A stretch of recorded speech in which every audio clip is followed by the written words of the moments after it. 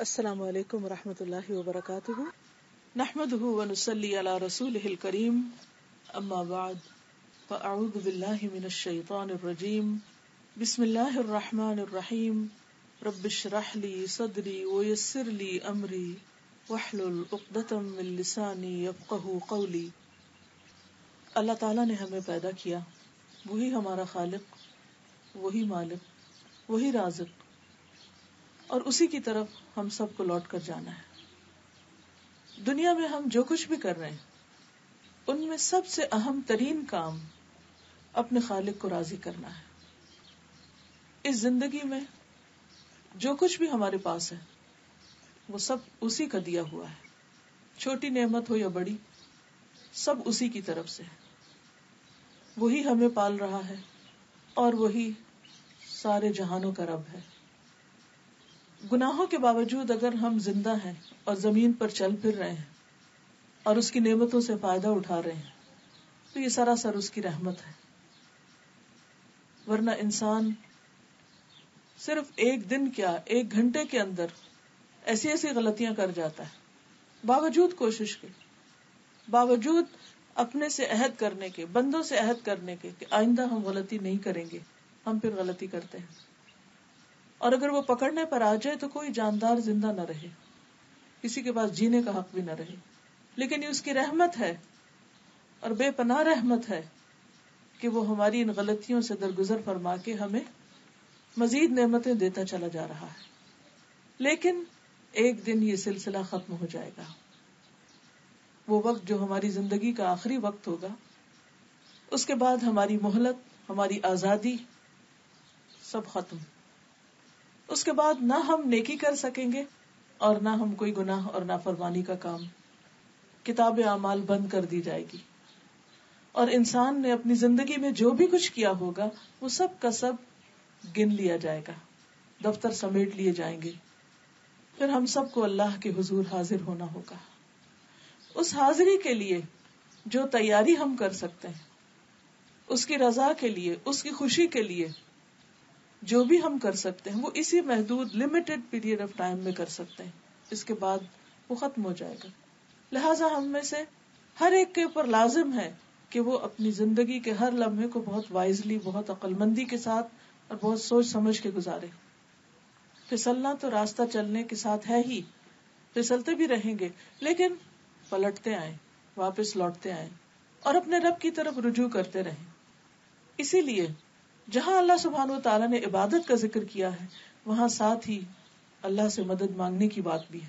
سورۃ الفاتحہ میں اللہ تعالیٰ فرماتے ہیں ایاک نعبد و ایاک نستعین، صرف تیری ہی ہم عبادت کرتے ہیں اور صرف تجھی سے ہم مدد چاہتے ہیں، عبادت میں بھی اور عبادت کے علاوہ باقی بھی زندگی کی تمام چیزوں میں، کیونکہ عبادت اس وقت تک مکمل نہیں ہوتی جب تک ہم اپنی چھوٹی سے چھوٹی اور بڑی سے بڑی تمنا اور مشکل اور پریشانی اور ضرورت ہر ایک کے لیے اپنے رب کی طرف رجوع نہ کریں۔ کیونکہ عبادت کا کیا مطلب ہے؟ محبت، اطاعت، عاجزی اور انکساری کے ساتھ اللہ کے آگے جھکنا، اور اس جھکنے میں جو اہم ترین اور پسندیدہ ترین چیز ہے وہ ہے اپنی ہر ضرورت کے لیے اللہ کے آگے ہاتھ پھیلانا، اللہ سے مانگنا۔ جب بھی کوئی بھی پریشانی زندگی میں ہو سب سے پہلے اللہ ہی کا خیال دل میں آنا۔ ہم سب اپنا جائزہ لے سکتے ہیں کہ جب ہم دکھی ہوتے ہیں یا کوئی پریشانی ہوتی یا دل پہ کوئی بوجھ ہوتا ہے یا ہمیں کوئی مسئلہ پیش آتا ہے یا کوئی ضرورت پیش آتی تو ہم سب سے پہلے کس کا سوچتے ہیں؟ یہ ایک ٹیسٹ ہے ہمارے لیے۔ ہمیں سب سے پہلے اللہ سبحانہ وتعالیٰ کے بارے میں سوچنا چاہیے کہ وہ ہے نا، کیا مشکل ہے؟ کوئی مشکل نہیں، کیونکہ وہ ہے۔ جب لوگ سو جاتے ہیں وہ اس وقت بھی جاگتا ہے، جب لوگ بھول جاتے ہیں وہ اس وقت بھی یاد رکھتا ہے، جب لوگ ناراض ہو جاتے ہیں وہ اس وقت بھی ہماری سنتا ہے۔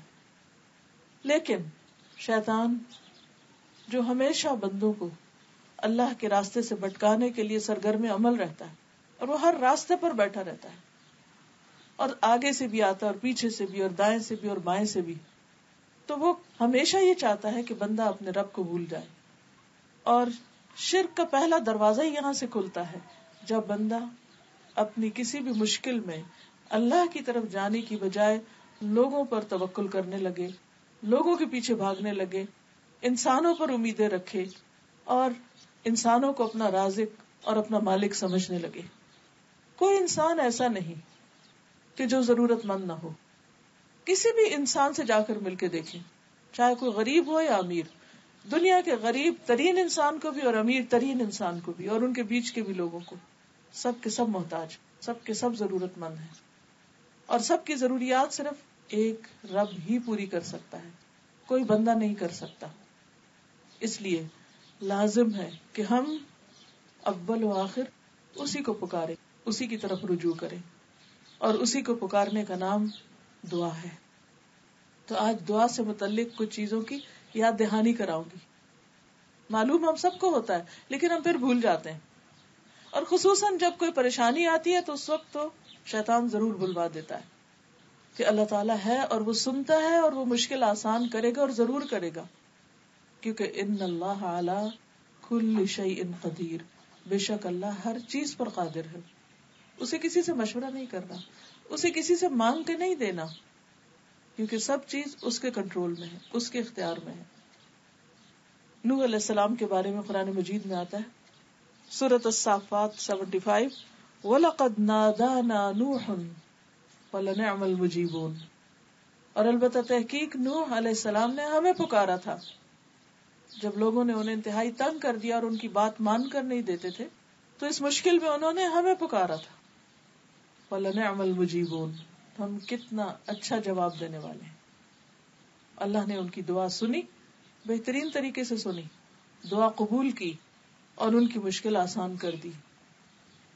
مشکل کتنی بھی بڑی ہو، آزمائش کتنی بھی طویل ہو، دکھ اور درد کتنا بھی گہرا کیوں نہ ہو، کسی بھی قسم کا کیوں نہ ہو، کبھی بھی اللہ کی رحمت سے مایوس نہیں ہونا چاہیے، ہمیشہ پر امید رہنا چاہیے. ہمارے لیے مشکل ہوتی ہے، اللہ کے لیے مشکل نہیں. انسانوں کے خزانے ختم ہو جاتے ہیں، اللہ کے ختم نہیں ہوتے. اور پھر ہماری عقل جواب دے جاتی کہ کسی مسئلے کا حل کیا کریں، کیسے کریں، لیکن اس کے علم کی کوئی انتہا نہیں. اس لیے ہمیشہ، ہر حال میں، ہر موقع پر، چھوٹی ضرورت میں اور بڑی ضرورت میں اسی کو پکارتے رہنا چاہیے.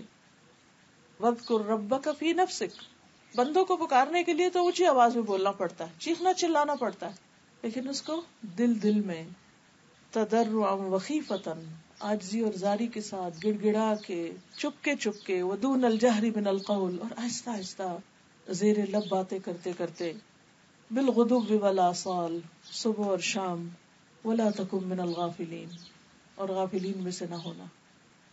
آپ کہیں بھی بیٹھے ہیں، مثلا کسی مجلس میں بیٹھے ہیں اور آپ کو ایک دھیان میں آتا ہے کہ میرا فلاں کام رہتا ہے، فلاں مشکل ہے، اچانک آپ کو کوئی خیال ستانے لگتا ہے. رات کو آپ سو رہے ہیں، اچانک آنکھ کھل جاتی اور آپ کو کسی چیز کے بارے میں سخت پریشانی ہونے لگتی. اب کوئی ایسا نہیں جس کے ساتھ آپ شیئر کریں، سب سو رہے ہیں، ہر طرف خاموشی ہے، کوئی سننے والا نہیں، کوئی آپ کے دل کا حال نہیں جانتا. بعض اوقات آپ کسی کو اپنے دل کا حال بتانے لگتے ہیں، وہ آپ کو ایسی بات کرے گا کہ آپ سوچیں گے کہ اس کو بتایا بھی کیوں، یعنی خود ہی شرمندہ ہو جائیں گے. کوئی نہیں جانتا کہ ہمارے اندر کی تکلیف کتنی ہے. کوئی پیمانہ ہے ہی نہیں اس کو جج کرنے کا، اس کو ناپنے کا. ہمارا بلڈ پریشر جاننے کے لیے تو آلات موجود ہیں، شوگر چیک کرنے کے لیے بھی ہیں، بخار ہو گیا اس کو بھی جان سکتے ہیں، لیکن اندر کسی کے دکھ اور درد اور زخم کتنے ہیں کوئی پیمانہ نہیں، کوئی نہیں جان سکتا سوائے اس ایک اللہ کے. بعض باتیں ایسی ہوتی ہیں کہ جو آپ کسی کے ساتھ شیئر بھی نہیں کر سکتے. کچھ تو ہوتا ہے انسان اپنے بہن بھائی کے ساتھ، دوست کے ساتھ، رشتہ داروں کے ساتھ، قریبی لوگوں کے ساتھ، خیر خواہوں کے ساتھ شیئر کرتا ہے، ان سے مشورہ مانگتا ہے، ان سے مدد مانگتا ہے. بعض اوقات لوگ مدد کرتے ہیں لیکن ایک حد تک جا کر اس کے بعد وہ بے بس ہوتے کیونکہ ان کے ہاتھ میں کچھ بھی نہیں. ان سب چیزوں کا مالک صرف ایک اللہ ہے. اس لیے اسی کی طرف رجوع کرنا چاہیے، کیونکہ جب اس کے سامنے آپ اپنی ضرورت رکھتے ہیں تو آپ کو شرمندہ نہیں کرتا. بندوں کے سامنے آپ ضرورت رکھتے ہیں، بندے آپ سے بھاگنے لگیں گے، آنکھیں بند کر لیں گے یا احسان جتائیں گے یا کبھی شرمندہ کر دیں گے اور کبھی دل کھول کے مدد بھی کریں گے، تو آپ ایک بوجھ محسوس کریں گے، آپ احسان تلے بھی آ جائیں گے. اور بعض اوقات ہو سکتا ہے کہ آپ ان سے کچھ شیئر کریں، وہ آگے کسی اور کو بتا دیں، وہ آپ کا پردہ ہی نہ رکھیں. لیکن اللہ سبحانہ و تعالیٰ آپ کا پردہ رکھتے ہیں. کچھ بیماریاں ایسی ہوتی ہیں انسان کو، کچھ روگ ایسے ہوتے ہیں، کچھ دل کے وسوسے ایسے ہوتے ہیں کہ انسان ان کو زبان پہ بھی نہیں لانا چاہتا. ایوب علیہ السلام کے اوپر جب تکلیف آئی تو شیطان نے ان کو طرح طرح کے وسوسے ڈالے. انی مسنی الشیطان بنصب وعذاب، کہ اس نے تھکا دیا، اس نے طرح طرح کے وسوسے ڈالے. بعض بیماریاں جسمانی نہیں ہوتی، قلبی بھی نہیں ہوتی، لیکن وہ ذہنی ہوتی ہیں کہ انسان کچھ چیزوں کے بارے میں کنفیوز ہوتا ہے، سارٹ آؤٹ نہیں کر سکتا. اس کو کسی چیز کے بارے میں رہنمائی، ہدایت چاہیے ہوتی ہے، گائیڈ لائن چاہیے ہوتی ہے، اچھا مشورہ چاہیے ہوتا ہے. پھر بعض اوقات انسان جن کے اوپر اعتماد بھی کرتا ہے وہ دھوکہ دے جاتے ہیں. بعض لوگ اس پر ناراض ہوتے ہیں کہ ان کے بہن بھائیوں نے ان کو چیٹ کر لیا، ان کو غلط مشورہ دیا. کیونکہ بھائیوں کے بیچ میں بھی جیلسیز ہوتی ہیں، جیسے حابیل اور قابیل کے بیچ میں تھی، جیسے یوسف علیہ السلام کے بھائیوں کے بیچ میں تھی. یہ خون کے رشتے ہیں، وہاں بھی جیلسیز ہیں. انسان کمزور ہیں، انسانوں کے اندر بعضوں کا جیلسیز ہوتی. آپ ان سے اعتماد کر کے مشورہ مانگ رہے، وہ آپ کو بالکل الٹی بات بتا رہے جس میں آپ کے لیے اور مصیبت ہے. آپ کو پتہ ہی نہیں کہ آپ دھوکہ کھا رہے. ایسے میں انسان سوچتا ہے کہ کہاں جائے. جس کا اللہ پر ایمان نہیں ہوتا، جس کو اللہ پر اعتماد نہیں، یقین نہیں، وہ یقیناً اس وقت پریشان ہوگا، وہ حوصلہ ہار جائے گا، وہ مایوس ہو جائے گا. لیکن جن کا اللہ پر ایمان ہوگا، جو واقعی اللہ کے بندے ہوں گے، وہ کبھی بھی مایوس نہیں ہوں گے. وہ چپ کے دل میں، لوگوں کے بیچ میں، کہیں بھی بیٹھے ہوئے، سوتے ہوئے، سو کے جاگتے ہوئے، کسی بھی حال میں اپنے رب کو پکار سکتے ہیں، کیونکہ رب دور نہیں، وہ تو ہماری شہرک سے بھی زیادہ قریب ہے. اس کو تو ہر چیز کا علم ہے. وَنَعْلَمُ مَا تُوَسْوِسُ بِهِ نَفْسُهُ، ہم تو یہ بھی جانتے ہیں کہ اس کے دل میں خیال کیا اٹھتے ہیں. ان اللہ یحول بین المرء وقلبہ، خود انسان کو اپنا وہ پتہ نہیں جو اللہ جانتا ہے اس کے بارے میں. تو اس لیے ہر حال میں اسی کو پکارتے رہنا چاہیے. قل من ينجيكم من ظلمات البر والبحر تدعونه تضرعا وخفيا، آپ کہیے کہ وہ کون ہے جو تم کو خشکی اور دریا کے اندھیروں سے نجات دیتا ہے. یعنی جب کشتیاں ڈوبنے لگتی ہیں تم اس کو پکارتے ہو گڑ گڑا کر اور چپکے چپکے کہ اگر تو ہم کو ان سے نجات دے تو ہم ضرور شکر کرنے والوں میں سے ہو جائیں گے. کیونکہ اس وقت انسان پھر اللہ سے عہد بھی باندھتا ہے کہ ہم اطاعت گزار ہوں گے. پھر ہم دیکھتے ہیں کہ تمام پیغمبروں نے اللہ رب العزت ہی کو پکارا جب بھی ان پر کوئی مشکل آئی، اور اللہ تعالیٰ نے سب انسانوں کے لیے دروازہ کھلا رکھا ہے. فرمایا وَإِذَا سَأَلَكَ عِبَادِي عَنِّي فَإِنِّي قَرِيبٌ أُجِيبُ دَعْوَةَ الدَّاعِ إِذَا دَعَانِ، جب میرے بندے آپ سے میرے بارے میں پوچھے کہ ہمارا رب کہاں ہے، وہ سنتا ہے یا نہیں، وہ مشکل حل کر سکتا ہے یا نہیں، تو ان کو بتا دیجئے کہ میں ان سے بہت ہی قریب ہوں. جب بھی کوئی پکارنے والا مجھے پکارتا ہے تو میں اس کی پکار سنتا ہوں. لہذا جب آپ دعا کریں تو اس وقت یہ یاد رکھیں کہ میری یہ دعا اس وقت میرا رب سن رہا ہے، وہ سن رہا ہے. کبھی غم کے مارے منہ سے بھی الفاظ نہیں نکلتے تو اس وقت سوچا کریں کہ اس وقت میرا رب میرے دل کا حال جانتا ہے، وہ میری پریشانی سے، میرے دکھ سے واقف ہے، جبکہ اور کوئی اندازہ نہیں کر سکتا کہ میں کس حال میں ہوں. کیونکہ جتنا زیادہ اس بات کا یقین ہوگا کہ رب سنتا ہے، اتنا زیادہ آپ کا دعا میں دل لگے گا، اتنا شوق سے آپ دعا کریں گے، اور جتنے شوق سے آپ دعا کریں گے اور جتنی توجہ سے آپ دعا کریں گے اتنی ہی زیادہ وہ قبولیت کا درجہ پائے گی. اور پھر اللہ تعالیٰ صرف سنتے نہیں، اجیب دعوت الداعی، میں جواب دیتا ہوں. گویا دعا کے وقت آپ اپنے رب سے بات کر رہے ہوتے ہیں اور وہ آپ کو جواب دے رہا ہوتا ہے. وہ دعا قبول کرتا ہے، کبھی فوراً، کبھی دیر سے، کبھی اس کے بدلے اس سے بہتر عطا کر کے جس کا انسان کو اندازہ بھی نہیں ہوتا، اور کبھی آخرت کے لیے جمع کر کے. لیکن دعا رد نہیں ہوتی. یہ نہیں ہوتا کہ آپ مانگ رہے ہیں اور آپ کہتے ہیں قبول نہیں ہوئی، کچھ فائدہ نہیں ہوا، ابھی اور کیا مانگنی، اور کیا، کوئی فائدہ نہیں. نہیں، ایسا کبھی بھی نہیں سوچے کہ فائدہ نہیں، ہر حال میں فائدہ ہے. اس لیے مانگتے رہیے، کیونکہ جو نہیں مانگتا اللہ تعالیٰ اس سے ناراض ہوتا ہے. من لم يسأل اللہ یغضب علیہ، کیونکہ نہ مانگنا تکبر کی علامت ہے. دعا دراصل عبادت کا بھی اعلیٰ ترین حصہ ہے، کیونکہ انسان اللہ کے آگے جھکتا ہے اور اس سے مزید قریب ہوتا ہے. سورۃ المؤمن آیت 60 میں اللہ تعالیٰ فرماتے ہیں وقال ربکم ادعونی استجب لکم، تمہارا رب کہتا ہے مجھے پکارو میں دعا قبول کروں گا. استجب لکم ان الذین یستکبرون عن عبادتی، وہ لوگ جو میری عبادت سے تکبر کرتے ہیں یعنی دعا نہیں مانگتے، یہاں عبادت سے مراد دعا ہے. سیدخلون جہنم داخرین، وہ ذلیل ہو کر جہنم میں داخل ہوں گے. کیونکہ شیطان یہاں سے اچکتا ہے، یعنی جو اللہ سے نہیں مانگتے، کیوں نہیں مانگتے؟ کہ ناراض ہے اللہ سے، ہماری نہیں سنی جاتی، فائدہ نہیں ہوا مانگنے کا. ایسی باتیں کرنے سے شیطان بہت خوش ہوتا ہے، اور شیطان پھر انسان کو اللہ سے دور کر کے کسی اور راستے کی طرف لے جاتا ہے. یہاں سے شرک کا دروازہ کھل جاتا ہے جس سے انسان کے سارے اعمال برباد ہو جاتے ہیں. کیونکہ جو ہی انسان نے اللہ کا دروازہ چھوڑ کے کسی اور کا دروازہ پکڑا، غیر اللہ سے اس نے مانگا، تو شرک ہو گیا. اور پھر لوگ کہتے ہیں کہ نہیں ہم قبر والوں سے نہیں مانگتے اور ہم بتوں سے نہیں مانگتے، وہ تو بس اس لیے کہ وہ ہمیں اللہ سے قریب کرتے ہیں، اللہ ہماری نہیں سنتا ان کی سنتا، لہٰذا ہم ان کے تھرو ان کے واسطے سے جاتے ہیں. جبکہ اللہ سبحانہ وتعالیٰ فرماتے ہیں وقال ربکم ادعونی، ان کے پاس نہیں جاؤ، مجھے پکارو، استجب لکم، میں جواب دوں گا تم کو، مایوس نہ ہو. اور یہ ایک حقیقت ہے کہ دعا جو ہے وہ انسان کے لیے اجر کا باعث ہے، یعنی سراسر عبادت ہے، یعنی ہم مانگ اپنی ضرورت کی چیز رہے ہوتے ہیں اور اس کے لیے بھی اجر لکھا جا رہا ہوتا ہے.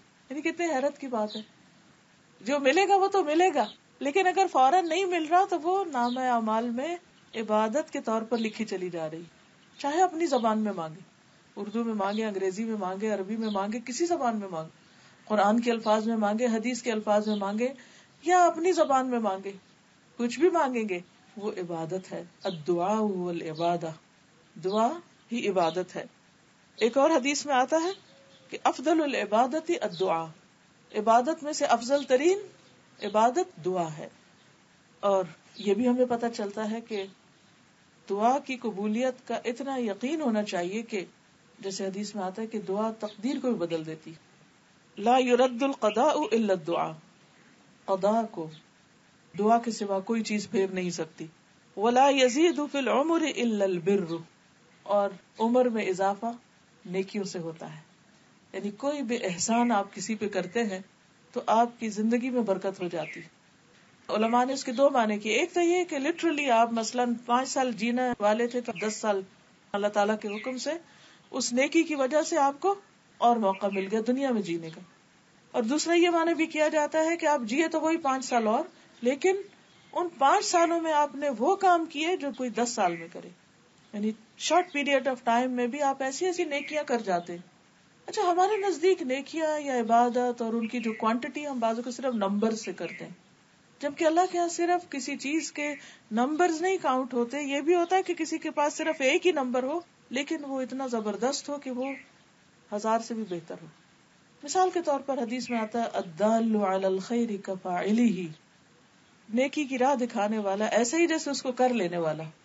آپ نے کسی کو صرف راہ لگا دیا، کسی کو ایک کتاب دے دی، کسی کو کوئی راستہ بتا دی، کسی کو کسی درس میں بلا لیا، کسی کو کسی جگہ جوڑ دیا، کسی کو کوئی اچھی میل بھیج دی، کسی کو کسی اچھے لنک سے، صرف آپ نے راستہ بتایا، صرف ایک لفظ میں کسی کو ٹیکسٹ کر دیا، کسی کو فون پہ بتا دیا، کسی کو کسی ملاقات میں. ہم دن میں کتنے لوگوں سے ملتے ہیں، شادیوں پر، پارٹیوں میں، دعوتوں میں. ایک ایک اچھی بات بھی کسی کو بتا کے اس کو اگر ایک راستے پہ آپ لگا دیتے، اس کے بعد وہ جتنی دفعہ وہ کام کرتا ہے وہ سارا اجر آپ کو ملتا چلا جاتا ہے. پھر اسی طرح اور بھی بہت سے مواقع اللہ سبحانہ وتعالی نے رکھے. اچھا، اسی طرح یہ بھی آتا ہے کہ بعض اوقات انسان نیکیاں کرتا جاتا ہے لیکن اس سے اتنے درجے بلند نہیں ہوتے کہ کوئی آزمائش یا تکلیف آ جاتی ہے اور اس پر وہ صبر کرتا ہے اور اس تکلیف میں اللہ کی رضا پہ راضی رہتا ہے تو اس سے ایک دم اس کے درجے بڑھ جاتے ہیں. جیسے آپ نے دیکھا ہوگا کہ پودے ہیں تو بعض اوقات کچھ پودے ایسے ہوتے ہیں کہ وہ بہت آہستہ آہستہ گرو کرتے ہیں، پھر ایک سرٹن ایج پر آ کر ایک دم شوٹ کرتے ہیں. جیسے وہ ایک بانس کا درخت ہے جو بیمبو کا، وہ پہلے چند سالوں میں صرف چند فیٹ 4-5 فیٹ تک بڑھتا ہے، پھر اچانک ایک دم 80 فیٹ تک جاتا ہے، بہت اونچا ہو جاتا ہے. تو مجھے ہمیشہ اس سے یہی مثال یاد آتی کہ بعض اوقات انسان نیکی کے کام کر رہا ہے، اپنی روٹین کے نماز روزہ کر رہا ہے، آدھی لائف ہے اس کی روٹین کی، کہ اچانک کوئی ایسا ٹیسٹ آ جاتا ہے زندگی میں کہ اس کی ساری روٹین درہم برہم ہو جاتی ہے. اب اس کی وہ عبادت، مثلا روزے کا عادی تھا، ہفتے میں سوموار جمعرات کا رکھ رہا ہے، تہجد کی نماز پڑھ رہا ہے، یہ کچھ سب ٹھیک ہے کر رہا تھا، لیکن اب ایسا زلزلہ اس کی زندگی میں آیا، کوئی ایسی تکلیف آ گئی کہ وہ اس کے روزے بھی چلے گئے، اس کی تہجد بھی. اب وہ پریشان ہے کہ میری نیکی کی تو روٹین ختم ہو گئی، چھوٹ گئی. لیکن اس کو نہیں یہ معلوم ہوتا یا اس کو خیال نہیں آتا کہ اس تکلیف سے جو اس نے صبر کیا اور اللہ کی رضا پہ راضی رہا اور اپنی زبان سے کوئی غلط کلمہ نہیں نکالا، وہی بیمبو کے درخت کی مثال کی طرح وہ ایک دم درجے میں وہاں گیا، پلس وہ جو بیماری سے پہلے یا تکلیف سے پہلے وہ نیکیاں کر رہا تھا ان کا اجر بھی لکھا گیا، کیونکہ وہ ان کو روٹین میں کرتا تھا. حدیث میں آتا ہے نا کہ ایک شخص عام دنوں میں جو عبادت کرتا ہے، اگر بیماری یا سفر کی وجہ سے اس کی عبادت میں خلل آتا ہے تو فرشتے اس کے وہ عبادت بھی ساتھ ساتھ لکھتے چلے جاتے ہیں. یعنی وہ اجر کا سلسلہ منقطع نہیں ہوتا، اگرچہ وقتی طور پر آپ کی وہ عبادت کا سلسلہ منقطع ہو جاتا ہے. اب اس میں کیا ہوتا ہے، تکلیف میں ایک تو صبر، اور دوسری کیا چیز درجے بلند کرتی؟ دعا. عام حالات میں ہم اتنی دعائیں نہیں کرتے، جب سب ٹھیک ہوتا ہے، ہم فزیکلی بھی فٹ ہوتے ہیں اور ہر چیز ہماری مرضی کے مطابق چل رہی ہوتی ہے، تو ہم نماز پڑھتے ہیں، نماز پڑھ کے تو سوچتے کیا دعا مانگے، سب ٹھیک تو ہے، چلو اٹھو کچھ اور کرو. لیکن جب ذرا بھی کوئی تکلیف آتی ہے، خود کو یا اپنے کسی پیارے کو، پھر ہم لمبی دعائیں مانگنے لگتے ہیں. اور یہ لمبی دعائیں کرنا اب اس کے درجوں میں ایک دم اضافے کا ذریعہ بن رہا ہے، اوپر سے اوپر، اوپر سے اوپر ایک دم. اس لیے لازم ہے کسی حال میں بھی ہو اللہ کی رضا پہ راضی رہے، اللہ کی رضا پہ راضی رہے کہ اللہ اگر تو نے مجھے امن اور سلامتی کے ساتھ نیکی کی توفیق دی ہے تو میں اس پر بھی راضی، اور اگر تو نے کسی آزمائش کے ذریعے مجھے صبر کی توفیق دی ہے تو میں اس پر بھی راضی. میں ہر حال میں تجھ سے راضی، کچھ دیا میں اس پر بھی شکر گزار، اور اگر دے کر واپس لے لیا میں اس پر بھی شکر گزار، اور اگر تو نے مجھے دیا ہی نہیں تو میں اس پر بھی شکر گزار، میں ہر حال میں شکر گزار. جب دل کی یہ کیفیت ہوتی ہے تو انسان واقعی اللہ کے مقرب بندوں میں شامل ہو جاتا ہے. اور آپ دیکھیے کہ ایوب علیہ السلام پر جب بہت اچھے حالات تھے، مال بھی تھا، اولاد بھی تھی، گھر بھی، تو وہ دین کی تبلیغ کرتے تھے، تو ان کے جو مخالف تھے وہ کہنے لگے کہ آپ بھلا کیوں نہ اللہ کی عبادت کریں، اللہ نے آپ کو سب کچھ دے رکھا ہے. تو اللہ تعالیٰ نے ان کو آزما لیا، مال بھی چلا گیا، اولاد بھی چلی گئی، مویشی بھی مر گئے، ہر چیز ختم، حتیٰ کہ کچھ عرصے کے لیے بیوی بھی ایک طرف ہو گئی، تو بالکل تنہا رہ گئے، اور ساتھ تکلیف بھی، بیماری بھی.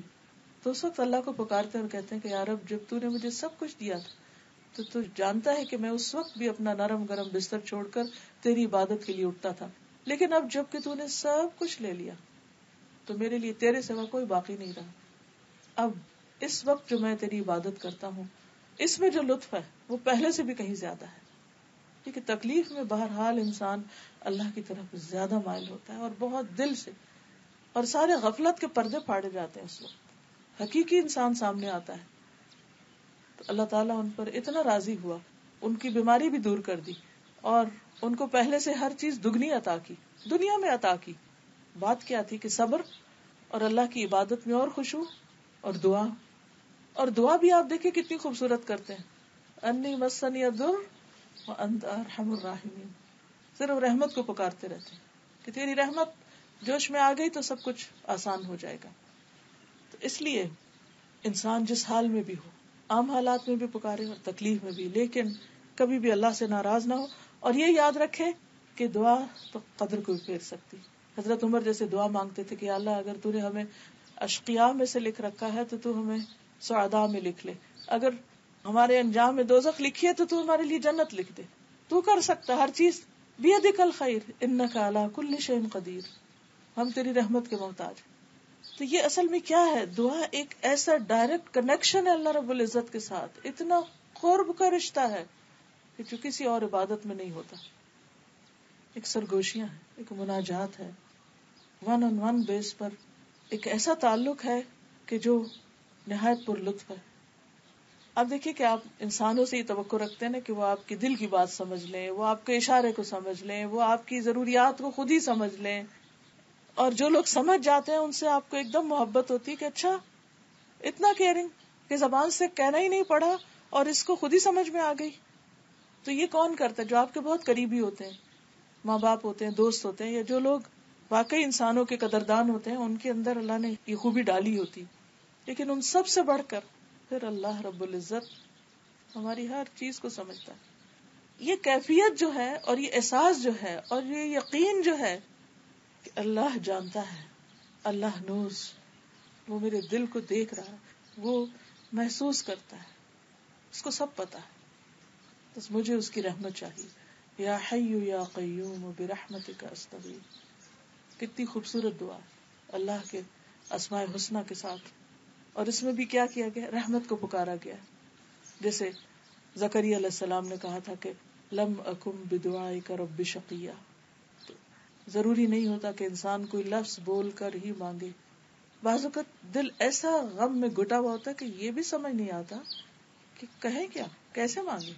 انسانوں سے جب کچھ مانگنا ہوتا ہے آپ کو تو کتنی دفعہ سوچتے ہیں کیا الفاظ استعمال کریں، کیسے اپروچ کریں، کیا کہیں، کیا بتائیں، کہیں اوفینڈ نہ ہو جائیں، کہیں ناراض نہ ہو جائیں، کہیں ہم سے دور نہ ہو جائیں، کہیں مس انڈرسٹینڈنگ نہ ہو جائے. کتنا کچھ سوچتے ہیں کیونکہ یہ سارے ایکسپیرینس ہم کرتے رہتے ہیں کہ ہماری نیت میں کچھ ایسا نہیں ہوتا، دوسرا کچھ سے کچھ سمجھ لیتا ہے. ہم کچھ کہہ رہے تھے، وہ کچھ اور کہہ رہا ہوتا ہے. لیکن اللہ تعالیٰ کے ہاں ایسا کچھ بھی نہیں ہے، نہ کوئی مس انڈرسٹینڈنگ ہے اور نہ ہی کسی قسم کی کوئی ناراضگی ہے. آپ صرف سوچ رہے ہوتے ہیں، صرف اندر ہی اندر اس کو یاد کر رہے ہوتے ہیں اور وہ سب سمجھ رہا ہوتا ہے. آپ چپکے چپکے پکارتے ہیں، آپ سسکیاں لے کے پکارتے ہیں، آپ سرگوشیاں کرتے ہیں، آپ آواز کے ساتھ پکارتے ہیں، آپ بغیر آواز کے پکارتے ہیں، دل ہی دل میں پکارتے ہیں. کسی کو پتا بھی نہیں ہوتا اور آپ اپنے رب سے کنیکٹڈ ہوتے ہیں. کتنا پیار آتا ہے نا اس پہ کہ سب سمجھتا ہے، اس کو کوئی مس انڈرسٹینڈنگ نہیں. ہم ایک قدم جائیں وہ 10 قدم ہماری طرف آتے ہیں. صبر کرے تو بے حساب اجر دیتا ہے. انما یوفی الصابرون اجرہم بغیر حساب. اگر اس نے ہمارے لیے کچھ لکھا ہے تو اس کو مٹا بھی سکتا ہے، تو تقدیر بھی بدل دے گا، سب ٹھیک ہو جائے گا. لیکن شیطان یہ یقین نہیں آنے دیتا. یہ یقین واپس لانے کی ضرورت ہے. معلوم ہم کو ہوتا ہے اللہ دعا سنتا ہے، لیکن یقین سے ہم نہیں سوچتے. ایک اور حدیث میں آتا ہے من فتح لہ فی الدعاء منکم فتحت لہ ابواب الجنہ. تم میں سے جس شخص کے لیے دعا کا دروازہ کھولا گیا، یعنی جس کو دعا کی توفیق ہو گئی، اس کے لیے گویا جنت کے دروازے کھول دیے گئے.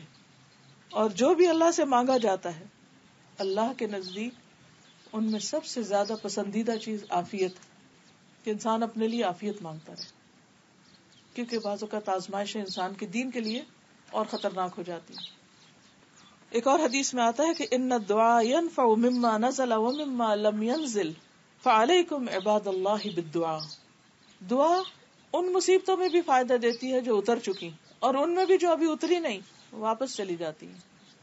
مشکل آ رہی ہوتی ہے اور ادھر سے دعا جا رہی ہوتی، وہ دونوں آپس میں جھگڑتے ہیں، تو دعا اگر پاورفل ہو وہ واپس چلی جاتی.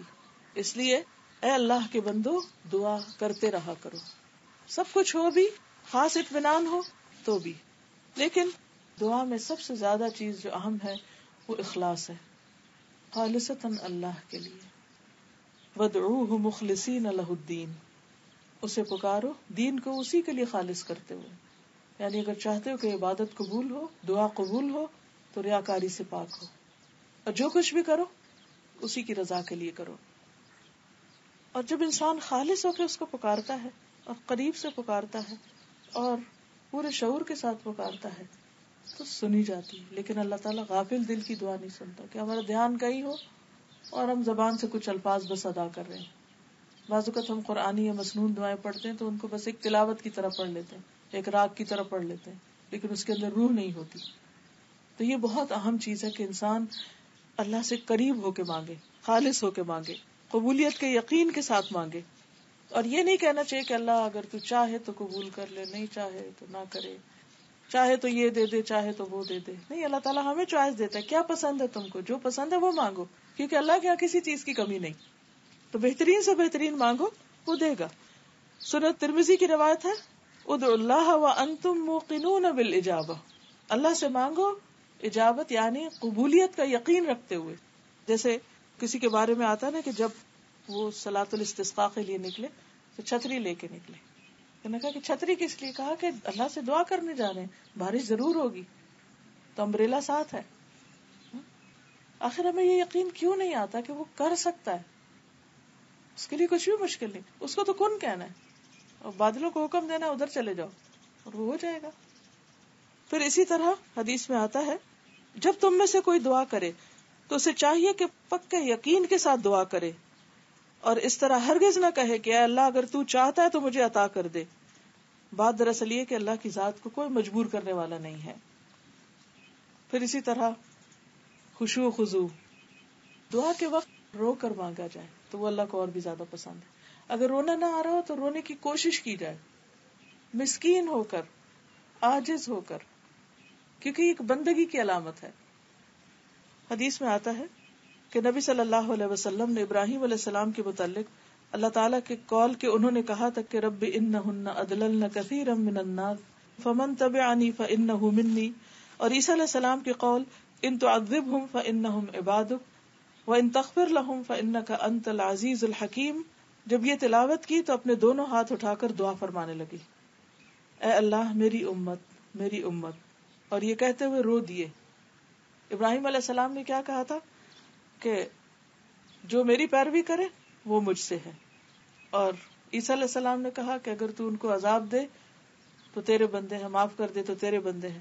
لیکن حضور صلی اللہ علیہ وسلم نے کیا دعا کی کہ یا رب میری امت میری امت. یہ نہیں کہا کہ جو میری پیروی کرے صرف اس کو بخش دے، بلکہ کیا کہا کہ تو سب کو بخش. تو اللہ تعالیٰ نے حالانکہ وہ سب کچھ جانتا ہے جبریل علیہ السلام سے کہا کہ محمد صلی اللہ علیہ وسلم کے پاس جائیے اور ان سے رونے کا سبب دریافت کیجیے. حالانکہ اللہ تعالیٰ کو خود پتا کہ نبی صلی اللہ علیہ وسلم کیوں روئے ہیں، لیکن پھر فرشتے کو بھیجا کہ پوچھو. جبریل حاضر ہوئے تو آپ نے انہیں رونے کا سبب بتایا، حالانکہ اللہ تعالیٰ کو سب پتا ہے. تو اللہ تعالیٰ نے جبریل علیہ السلام سے کہا کہ آپ جائیے اور انہیں ہماری طرف سے بشارت دیجیے کہ ہم آپ کی امت کے بارے میں آپ کو راضی کر دیں گے، پریشان نہیں کریں گے. یعنی آپ جو اپنی امت کے بارے میں چاہتے ہیں آپ کو خوش کر دیں گے. لیکن کیا وجہ تھی کہ آپ ایک تڑپ کر مانگ رہے تھے اور دوسرا رو کر مانگ رہے تھے. یعنی دل کی تڑپ اور آنکھوں کے آنسو یہ دعا کی قبولیت میں اضافے کا ذریعہ بنتے ہیں.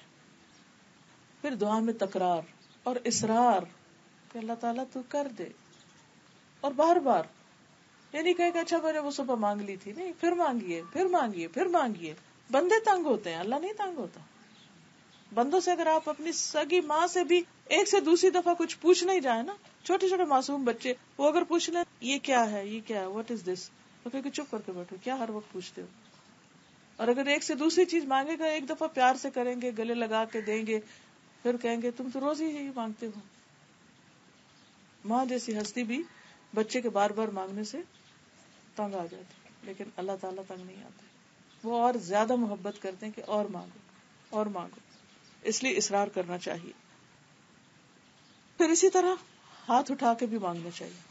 بندوں کے آگے ہاتھ پھیلانا ناپسندیدہ ہے، لیکن اللہ کے آگے ہاتھ پھیلانا پسندیدہ ہے. حدیث میں آتا ہے کہ تمہارا رب بڑا حیا کرنے والا اور سخی ہے، جب بندہ اس کے حضور ہاتھ اٹھاتا ہے تو خالی لوٹاتے ہوئے اسے شرم آتی. پھر اسی طرح حمد و ثنا کرنی چاہیے، اللہ تعالیٰ کی تعریف کرنی چاہیے، تسبیح پڑھنی چاہیے، کوئی بھی ذکر، اور اسی طرح پہ درود شریف پڑھنا چاہیے. کیونکہ جس دعا کے اول اور آخر میں درود شریف پڑھا جائے وہ دعا قبول ہوتی، کیونکہ درود شریف کے ساتھ 10 رحمتیں آتی ہیں. عبداللہ بن مسعود کہتے ہیں کہ میں نماز پڑھ رہا تھا اور نبی اکرم صلی اللہ علیہ وسلم کے ساتھ ابو بکر اور عمر بھی تشریف فرما تھے. میں دعا کے لیے بیٹھا تو پہلے حمد و ثنا کی، پھر درود بھیجا، پھر اپنے لیے دعا کی. نبی صلی اللہ علیہ وسلم نے فرمایا اس طرح اللہ سے دعا کرو ضرور دیے جاؤ گے. پھر فرمایا اللہ تعالیٰ سے مانگو دیے جاؤ گے. یعنی ان کا یہ عمل آپ نے اپروو کیا. پھر ایک اور چیز یہ ہے کہ جب ہم دعا مانگے تو اس سے پہلے اپنی غلطیوں کا اعتراف کریں، جیسے لا الہ الا انت سبحانک انی کنت من الظالمین، کہ اللہ اگر کسی کام میں رکاوٹ ہے تو میری اپنی کوئی غلطی ہوگی، تو مجھے معاف کر دے. ندامت کے آنسو ہوں. کیونکہ انسان اللہ کا حق تو کبھی دے ہی نہیں سکتا، چاہے ہم کتنے بھی عبادت گزار کیوں نہ ہو. اگر ہم اپنا سارا مال بھی اللہ کے راستے میں دے دیں تو بھی حق ادا نہیں ہوتا، کیونکہ اس نے اس سے زیادہ ہمیں دیا.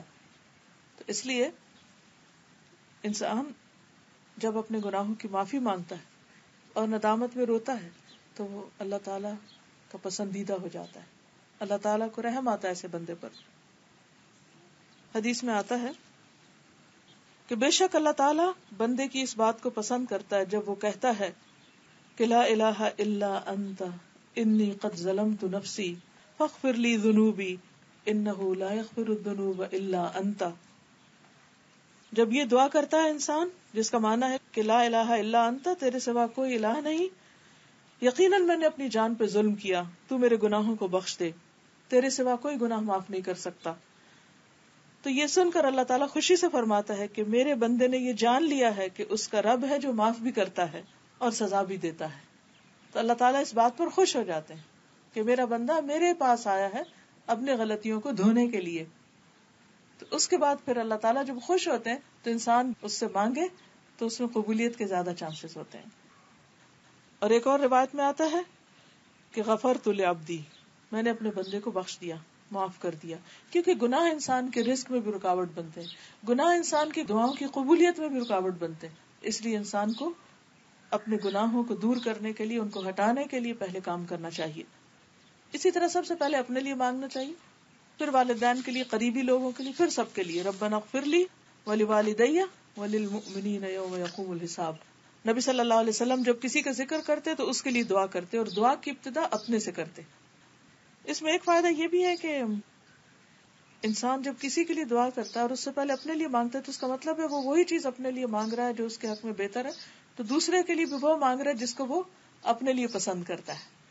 کیونکہ ایمان کا تقاضا یہی ہے کہ ہم دوسرے کے لیے وہ پسند کریں جو ہم اپنے لیے کرتے ہیں. تو دعاؤں میں بھی یہی اصول ہے.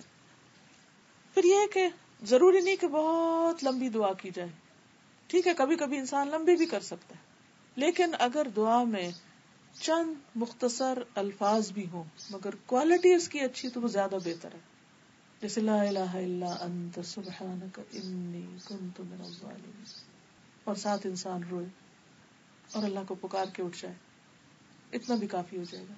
کیونکہ بعض اوقات ہم سمجھتے ہیں کہ ابھی وقت نہیں، پھر ٹھہر کے دعا کریں گے، جب سب کام ہو جائیں گے، بائی دا ٹائم ہم تھک چکے ہوتے ہیں، پھر ہمت ہی نہیں رہتی، کوالٹی نہیں ہوتی. تو جب دل میں آئے، بس آپ کچن میں کام کر رہے ہیں، کھڑے ہیں، آپ کو کوئی سوچ آتی، کوئی خیال آتا، کوئی پریشانی کی لہر آتی، ویٹ نہ کرے گا اچھا زور کی نماز پڑھیں گے تو پھر دعا مانگیں گے، ادھر ہی کھڑے ہو کے رو کے اللہ سے مانگ لیں. بعض اوقات انسان کے پاس شارٹیسٹ ٹائم ہوتا ہے.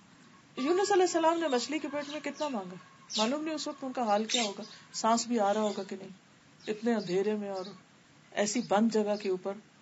لیکن اس وقت انہوں نے چھوٹے سے الفاظ میں اللہ تعالیٰ کو پکارا اور اللہ نے ان کی اتنی بڑی پریشانی دور کری. پھر وہ اتنے اندھیروں میں چلے گئے تھے، باہر نکل آئے. انبلیویبل. اگر قرآن میں یہ نہ لکھا ہوتا میں یقین ہی نہ آئے. لیکن وہ 1,00,000 دفعہ انہوں نے نہیں پڑھا. تو ضروری نہیں کہ ہم بہت لمبی دیر تک کریں تو ہی سنی جائے گی. ٹھیک ہے، جتنی چاہیں آپ لمبی کریں، اس میں بھی کوئی پابندی نہیں، مگر چھوٹی سے چھوٹی دعا بھی جامع دعا ہو. پھر اسی طرح اللہ سبحانہ و تعالیٰ کے ناموں کے ساتھ دعا کی جائے. وَلِلَّهِ الْأَسْمَاءُ الْحُسْنَى فَادْعُوهُ بِهَا. تو بعض دعاؤں میں تو آلریڈی اللہ کے نام موجود ہیں، لیکن اگر آپ کسی بھی خاص نام کے ساتھ اللہ کو پکارنا چاہیں جو آپ کا محبوب نام ہو، جس نام کے ساتھ آپ اللہ کی محبت محسوس کریں. ہم عام طور پر یا اللہ، یا رب یہ تو کہتے ہیں، یا ربنا تو کہتے ہیں، یا اللہم کہتے ہیں، لیکن یا حی یا قیوم یا کوئی بھی اور نام، وَلِلَّهِ الْأَسْمَاءُ الْحُسْنَى، اس میں صرف چند ناموں کی بات نہیں، فَادْعُوهُ بِهَا، کہ جس کے ساتھ چاہیں اللہ کو پکاریں. پھر اسی طرح یہ ہے کہ قبلہ رخ ہوئے بغیر بھی دعا کر سکتے ہیں، لیکن اگر قبلہ رخ ہو جائے تو اور بھی اچھا ہے.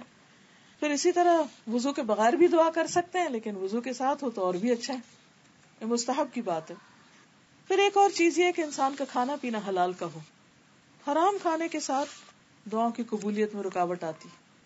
سفر میں دعائیں قبول ہوتی ہیں، لیکن جس کا کھانا پینا اوڑھنا حرام کا ہو اس کی دعا قبول نہیں ہوتی.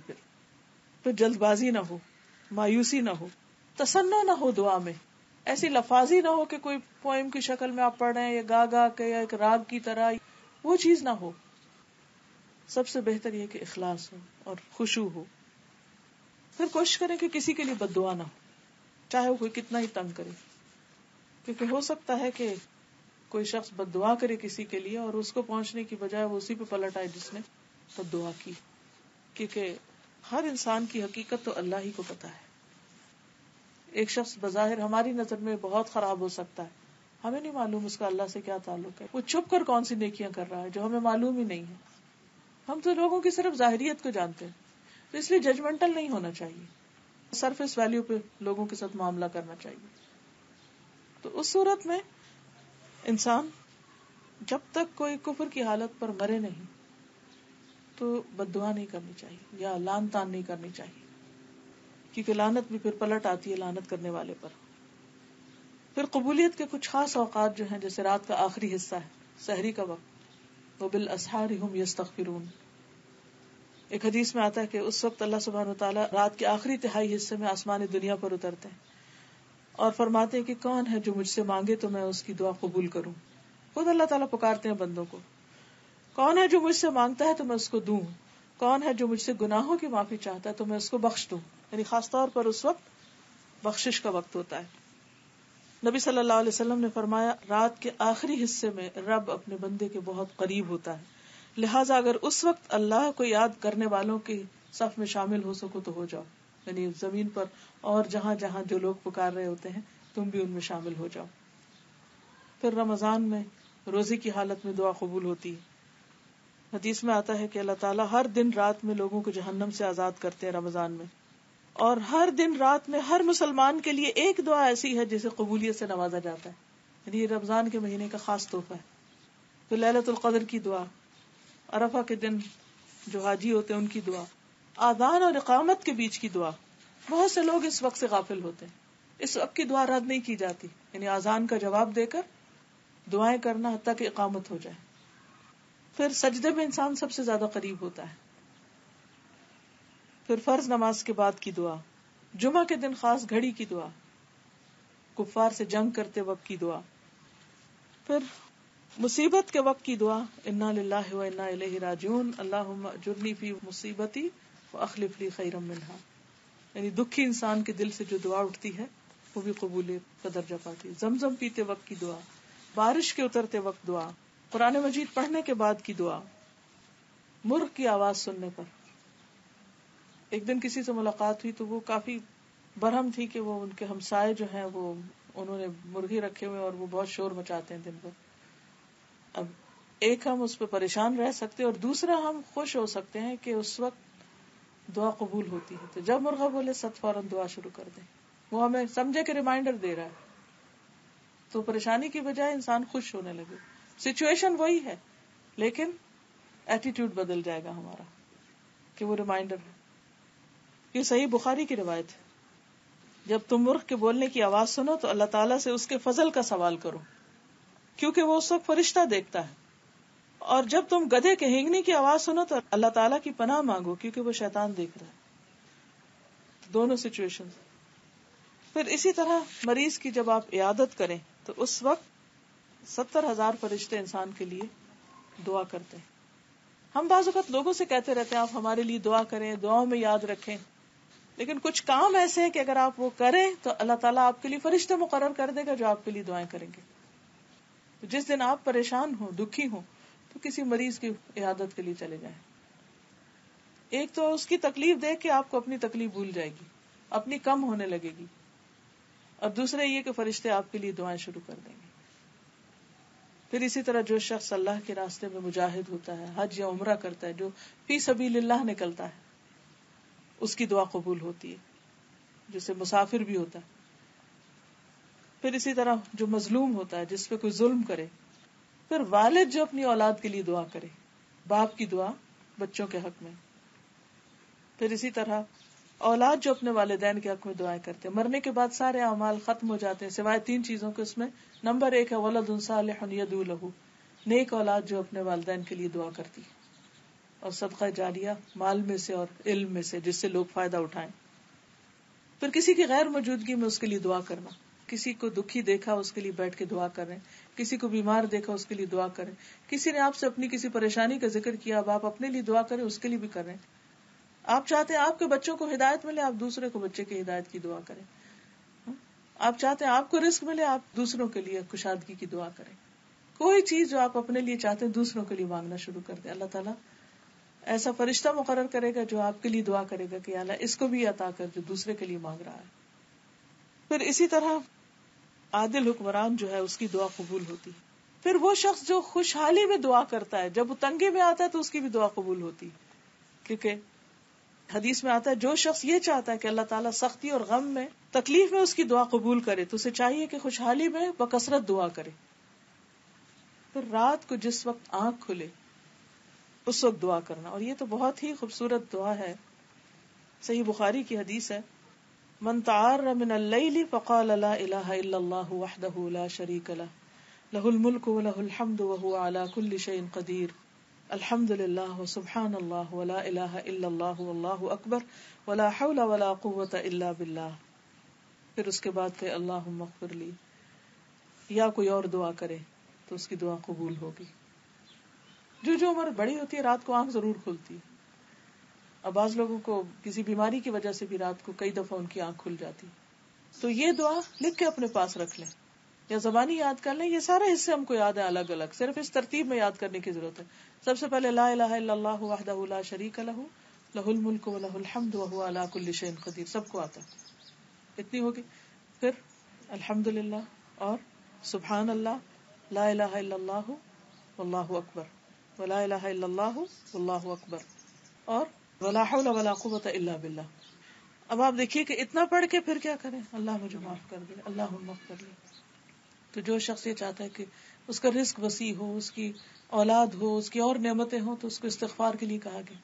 سورۃ نوح میں آتا ہے فَقُلْتُ اسْتَغْفِرُوا رَبَّكُمْ إِنَّهُ كَانَ غَفَّارًا يُرْسِلِ السَّمَاءَ عَلَيْكُمْ مِدْرَارًا وَيُمْدِدْكُمْ بِأَمْوَالٍ وَبَنِينَ وَيَجْعَلْ لَكُمْ جَنَّاتٍ وَيَجْعَلْ لَكُمْ أَنْهَارًا مَا لَكُمْ لَا تَرْجُونَ لِلَّهِ وَقَارًا.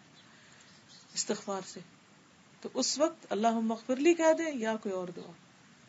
تو اگر رات کو سائڈ بھی بدلے اور آنکھ کھل جائے تو یہ دعا پڑھ کے دعا کر، صرف عادت ڈالنے کی ضرورت ہے، تو اس وقت کی دعا قبول ہوتی ہے. اور اگر خاص طور اگر رات کے پچھلے حصے میں آنکھ کھلے تو اس وقت اور بھی اللہ تعالیٰ آسمان دنیا پر دیکھ رہے ہوتے ہیں کہ کون مجھ سے مانگے کہ میں اس کو دوں. لیکن ہم ان اوقات کو بعض اوقات غفلت سے، بعض اوقات بھول کے ضائع کر دیتے. تو آج کی اس گفتگو اور شام کی اس مجلس کا مقصد یہی تھا کہ میں اپنے آپ کو اور آپ سب کو بھی ریمائنڈ کراؤں کہ دعاؤں میں اور زیادہ آگے بڑھیں، بجائے اس کے کہ پریشان بیٹھے سوچتے رہے. اس سوچنے کے وقت کو بھی دعا کے لیے استعمال کریں، بجائے اس کے کہ دل میں ہر وقت اپنے آپ کو کاٹتے رہیں اور غمگین رہیں اور دکھی رہیں اور پریشان رہیں اور آنسو بہاتے رہیں. اس رونے کو بھی دعا میں بدل لیں. تو انشاءاللہ قیامت کے دن جب انسان ان دعاؤں کو بھی جو قبول نہیں ہوئی ان کا اجر دیکھے گا تو انسان چاہے گا کاش دنیا میں ایک بھی دعا قبول نہیں ہوتی اور سب کا اجر آج مجھے یہاں ملتا. کیونکہ بعض اوقات انسان کے باقی نیکیاں اتنی نہیں ہوتی، لیکن یہ جو دعائیں مانگتا رہتا ہے وہ اس کے اعمال میں بہت زیادہ اضافے کا ذریعہ بن جاتے ہیں. پھر ایک حدیث میں آتا ہے کہ 3 بندے ایسے ہیں جن کی دعا اللہ تعالیٰ رد نہیں کرتا. کثرت سے اللہ کا ذکر کرنے والا، وہ ذکر کرتا رہتا، بیچ میں کوئی دعا مانگ لیتا ہے اس کی قبول ہو جاتی. مظلوم اور عادل حکمران. پھر اسی طرح توبہ کرنے والا. لیکن کچھ لوگ ایسے ہیں کہ جن کی دعا قبول نہیں ہوتی. حدیث میں آتا ہے کہ 3 آدمی دعا تو کرتے ہیں لیکن ان کی دعا نہیں قبول ہوتی. وہ آدمی جس کی بیوی برے اخلاق والی ہو اور اسے طلاق نہ دے، یعنی انتہائی بد زبان ہے، بد اخلاق ہے.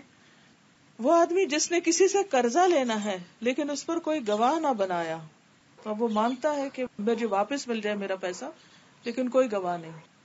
اور وہ آدمی جس نے بے وقوف آدمی کو مال دے دیا، حالانکہ اللہ تعالیٰ نے فرمایا کہ اپنے مال بے وقوفوں کے حوالے نہ کرو.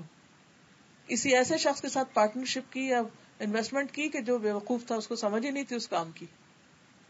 بعض اوقات لوگ اپنی باتوں سے لوگوں کو بے وقوف بنا لیتے ہیں اور لوگ اپنا بڑا بڑا پیسہ گنوا بیٹھتے ہیں. اور وہ انسان دعا کرتے ہیں اللہ وہ میرا پیسہ واپس آئے، میرا جو قرض دیا تھا واپس آئے، میری پریشانی دور ہو، لیکن ان کی نہیں سنی جاتی جو اس طرح کا کام کرے. پھر اسی طرح اللہ تعالیٰ فرماتے ہیں کہ نیکی کا حکم دو اور برائی سے روکو، اس سے پہلے کہ تم مجھے پکارو اور میں تمہاری دعا قبول نہ کروں. کیونکہ امر بالمعروف اور نہی عن المنکر اگر نہیں کرو گے تو بھی دعاؤں کی قبولیت میں رکاوٹ ہوگی. اور تم مجھ سے سوال کرو اور میں تمہیں کچھ عطا نہ کروں. اور تم مجھ سے مدد مانگو اور میں تمہاری مدد نہ کروں. تو اجتماعی حیثیت میں اکٹھے جو امت کی حالت ہے، بعض اوقات ہم سوچتے ہیں نا اتنی حرم میں بھی دعائیں ہوتی ہیں، ہر جگہ ہوتی، کیوں نہیں قبول ہوتی؟ کیونکہ بحیثیت امت ہم اپنے اس فرض کو بھول گئے. ہم اپنے انڈیویجول عبادت کرتے رہتے ہیں، لیکن اگر کوئی غلط کر رہا ہے تو اس کو روکتے نہیں. کوئی کسی کی غیبت کر رہا ہے، کوئی ظلم کر رہا ہے، کوئی کسی کو ستا رہا ہے، اور ہم مشورہ اس کو دے سکتے ہیں، ہم اس کو سمجھا سکتے ہیں، لیکن ہم کہتے ہیں ہم کیا کریں، وہ نہیں سنے گا. نہیں سنے گا یا نہیں، آپ اس کو بتا دو ایک دفعہ. کوئی برا کر رہا ہے تو روک دو، اور اچھی بات پتا ہے تو شیئر کرو کسی بھی طرح. تو جب آپ اچھی بات دوسروں سے شیئر کرتے، نیکیوں کے دروازے لوگوں کے لیے کھولتے، تو اللہ تعالیٰ آپ کی دعائیں قبول کرتا ہے. پھر ایک اور حدیث میں آتا ہے، المعجم الاوسط طبرانی کی حدیث ہے، آدھی رات کو آسمان کے دروازے کھولے جاتے ہیں اور پکارنے والا آواز دیتا ہے کہ ہے کوئی دعا کرنے والا کہ اس کی دعا قبول کی جائے، ہے کوئی مانگنے والا کہ اسے دیا جائے، ہے کوئی مصیبت زدہ کہ اس کی مصیبت دور کر دی جائے. پھر جو مسلمان اس وقت دعا کرتا ہے اس کی دعا قبول ہوتی، مگر زانیہ عورت جو اپنی شرمگاہ کے ذریعے کمائی کرتی ہے اور ٹیکس وصول کرنے والے کی دعا قبول نہیں ہوتی. یعنی زنا یا حرام کام کرنے والوں کی اس وقت قبول نہیں ہوتی، کیونکہ ان کو اپنے اس عمل کو بدلنے کی ضرورت ہے، کیونکہ گناہ انسان کی دعاؤں کی قبولیت میں رکاوٹ بن جاتے ہیں، اور خاص طور پر کبیرہ گناہ جیسے شرک ہے، والدین کی نافرمانی ہے. اب کوئی شخص اپنے ماں باپ کو ستاتا ہے یا اسی طرح زنا یا شراب اور ان حرام کاموں میں پڑا ہوا ہے، تو پھر اس کے لیے مشکلیں بڑھتی چلی جاتی. تو ان گناہوں پر توبہ کر کے اللہ کی طرف رجوع کرنے کی ضرورت ہے. اللہ تعالی ہم سب کو اپنی رحمت فرمائے اور ہمارے گناہوں کو معاف کر دے اور ہمارے دلوں کی پکار کو سنتا رہے. وآخر دعوانا ان الحمد للہ رب العالمین. قرض دیتے ہوئے گواہ نہ بنائے. تو اب اسے قرضہ واپس چاہیے تو اسے نہیں مل رہا اور وہ دعائیں مانگ رہا ہے، لیکن اب اس کی نہیں سنی جائے گی کہ his own fault. جیسے قرآن مجید میں اللہ تعالیٰ فرماتے ہیں نا، ان اللہ یأمرکم ان تؤدوا الامانات الی اہلہا، کہ اللہ تم کو حکم دیتا ہے کہ امانتیں اہل کے سپرد کرو. یہ اللہ کا حکم ہے.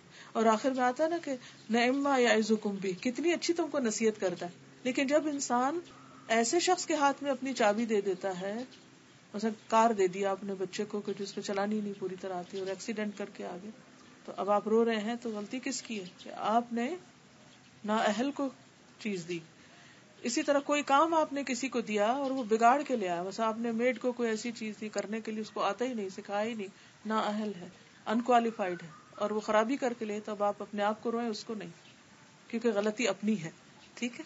تو اسی طرح یہاں بھی اللہ نے آپ کو حکم دیا تھا، قرآن مجید میں آتا ہے اذا تداینتم بدین، جب تم قرض کا لین دین کرو فاکتبوہ، لکھو اس کو. اگر آپ نے نہ لکھا، نہ کسی کو گواہ بنایا، اور دوسرا مکر گیا، وہ آگے سے ہاتھ ہی نہیں آ رہا، تو پھر اپنی غلطی ہے.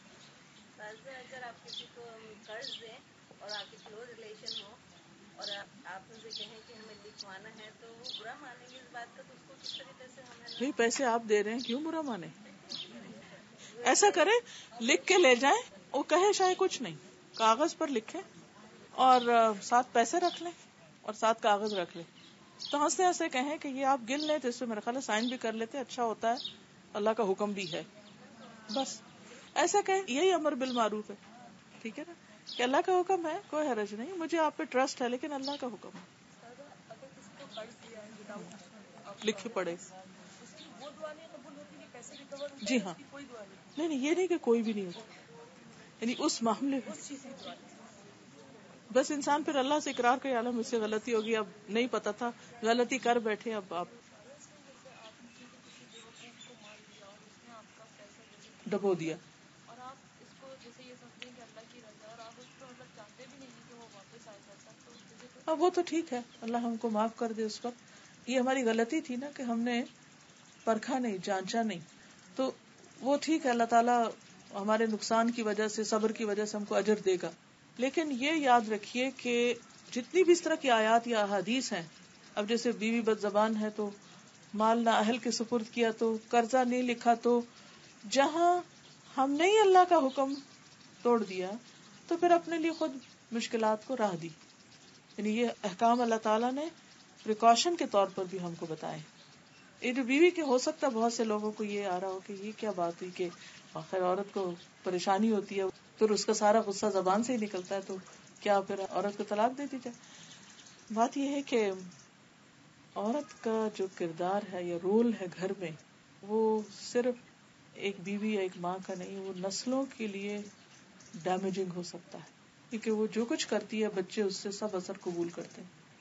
ایک ماں کے اگر 5 بچے ہیں اور ماں باپ سے لڑتی رہتی ہے ہر وقت، اس کی عزت نہیں کرتی، تو وہ بیٹیاں کیا سیکھ رہی ہیں یا باقی بچے کیا دیکھ کے سیکھ رہے ہیں، ان تک کیا اخلاق جا رہا ہے. اس کا ضروری مطلب یہ نہیں ہے کہ آدمی طلاق سے ہی بات شروع کرے. قرآن مجید میں اور بھی سٹیپس بتائے گئے ہیں جو نشوز کے حل کے لیے ہیں. اس میں ایک طرف تو مرد کو اس کا فرض پہچاننے کے لیے کہا گیا، دوسری طرف عورت کو بھی انڈائریکٹ وارننگ ہے کہ دیکھو بدتمیزی اور بد اخلاقی تمہارا حق نہیں ہے، تم بہت سے حقوق سے مزید محروم ہو جاؤ گی اگر تم نے ایسا کیا. ایک شخص آیا حضرت عمر کے پاس اپنے بچے کی شکایت لے کر، بیٹے کو بھی ساتھ لائے کہ امیر المومنین یہ میرا بیٹا بہت بدتمیز ہے، یہ میری بات نہیں سنتا. حضرت عمر نے اس کو ڈانٹا بچے کو کہ کیوں نہیں تم باپ کی بات سنتے. تو اس نے کہا کہ کیا بچے کا بھی باپ پر کوئی حق ہے؟ تو انہوں نے کہا کہ ہاں بالکل ہے. کیا ہے؟ کہا کہ وہ اس کے لیے نیک ماں کا انتخاب کرے، اس کا نام اچھا رکھے اور اس کو قرآن کی تعلیم دے. تو بچہ بولا کہ میرے باپ نے مجوسی لونڈی سے شادی کی ہے، نام میرا جعل رکھا ہے جس کا مطلب ہوتا ہے سیاہ، بدفام، بدصورت، اور قرآن کی تعلیم تو اس نے دی نہیں کبھی مجھے. اب جب اس نے اپنے فرض نہیں پورے کیے تو مجھ سے کس بات کی توقع؟ تو باپ اپنی اولاد کو سب سے بہترین چیز جو دے سکتا ہے وہ کیا ہے کہ شادی کے وقت صرف اپنی خواہشات اور جذبات کو نہ دیکھے بلکہ نیک عورت سے شادی کرے، کیونکہ گھر کا ماحول بھی اچھا ہوگا، پھر اولاد بھی نیک ہوگی اور پھر وہ بھی اطاعت گزار اور فرما بردار ہوگی کیونکہ ماں ان کو ادب اور اخلاق سکھائے گی. اور نام اچھا رکھنا اس لیے ضروری ہے کہ انسان ہر وقت نام سے پکارتا ہے. بعض لوگ بچوں کو ان کے نام اچھے رکھنے کے باوجود بھی غلط قسم کے نک نیم سے پکارتے رہتے ہیں، شیطان کہہ کے پکارتے ہیں، کبھی کچھ کہتے ہیں. یہ بڑے شیطان بچے ہیں. یعنی کہ ہر دوسری ماں کو دیکھا ہے کہ وہ بچوں کی شرارتوں کو شیطانیاں کہہ رہی ہوتی ہیں. بھئی بچے ہیں معصوم، یعنی الفاظ کا چناؤ بھی ہمارا اچھا ہونا چاہیے. پھر اسی طرح یہ ہے کہ قرآن کی تعلیم لازم ہے کہ ہم اپنے بچوں کو دیں. ہم ہر طرح کی تعلیم کے لیے فکر کرتے ہیں اور محنت کرتے ہیں، لیکن اللہ کی کتاب کی طرف ان کو نہیں لاتے. تو اس لیے اگر ہمیں بچوں سے کوئی شکایت ہو تو پہلے خود کو دیکھیں ہم نے کیا کیا، اور اس کے لیے پھر حل کیا؟ واپس اپنے گناہوں کا اعتراف، اپنی اصلاح، اچھے رول ماڈل بن کے پھر بچوں کی اصلاح. اسلام ہمیں اجازت دیتا ہے کہ آپ ایک کرسچن اہل کتاب سے شادی کریں. جی. لیکن ساتھ جب ہم یہ دیکھتے ہیں کہ ایک عورت جو ہے، ایک ماں جو ہے، اس کا اتنا بڑا رول ہے، وہی گھر کو اور بچوں کو کرنے والی ہے. کیونکہ میں جیسے آپ اپنے انوائرمنٹ میں میجورٹی لوگوں کو دیکھیں جنہوں نے کرسچن عورتوں سے شادی کی ہوتی ہے، لیکن وہ بچے جو ہوتے ہیں وہ کنفیوز ہوتے ہیں. وہ پھر موسٹ آف دا ٹائم یا ان کا کوئی ریلیجن نہیں ہوتا یا پھر وہ کرسچن ہو جاتے ہیں. کیونکہ ہم ایک حکم پر تو عمل کر لیتے ہیں کہ وہ اس سے شادی کرے، باقی سارے فرائض بھلا دیتے ہیں کہ اس کو بھی دین سکھانا ہے اور اپنے بچوں کے دین کا بھی انتظام کرنا ہے. کیونکہ دین کے صرف ایک حکم پر یا ایک رخصت پر عمل کر کے سب کچھ ٹھیک نہیں ہوتا. دوسرے ایک حضرت عمر نے تو روک دیا تھا نا پھر کہ اگر حالات ایسے ہوں کہ مسلمان نسل بگڑنے کا اندیشہ ہو تو اس اجازت یا رخصت کے اوپر بین بھی لگایا جا سکتا ہے. بعض اوقات ماں باپ لگا سکتے ہیں، بعض اوقات کوئی اور لگا سکتا ہے.